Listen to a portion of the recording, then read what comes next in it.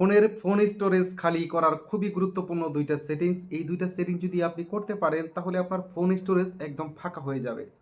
আজকের এই ভিডিওটা খুবই গুরুত্বপূর্ণ, সেভ করে রাখুন, হারিয়ে গেলে কিন্তু আর খুঁজে পাবেন না। তো চলুন কাজটি কিভাবে করবেন সবাই মিলে শিখে ওকে, ওয়েলকাম ব্যাক। প্রথমে আপনাকে আপনার ফোন থেকে ফাইল নামের অ্যাপসটি খুঁজে নিতে হবে। তারপর এখানে দেখুন এই যে ফাইল নামের অ্যাপস, জাস্ট এটাতে ট্যাপ করে দিন।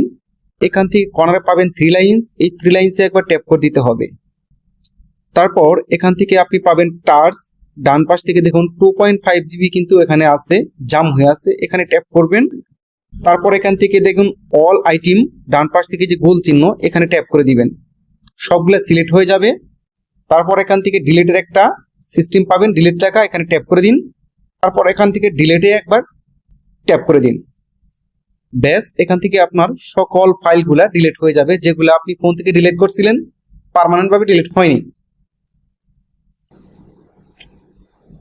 ওকে, ডিলিট হয়ে গেল। এখান থেকে ব্যাক বাটন প্রেস করুন, আপনার ফোনের সেটিংসে একবার ট্যাপ করুন, স্ক্রল করে নিয়ে চলে আসুন। এখানে পাবেন অ্যাবাউট ডিভাইস, এখানে ট্যাপ করুন। তারপরে দেখুন এখানে স্টোর লেখা আছে, এখানে ট্যাপ করুন। এখান থেকে ক্লিন আপ, এখানে ট্যাপ করুন।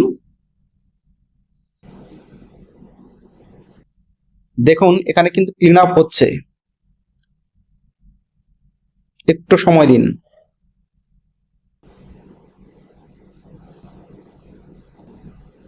তারপরে এই যে ক্লিন, এখানে একবার ট্যাপ করুন।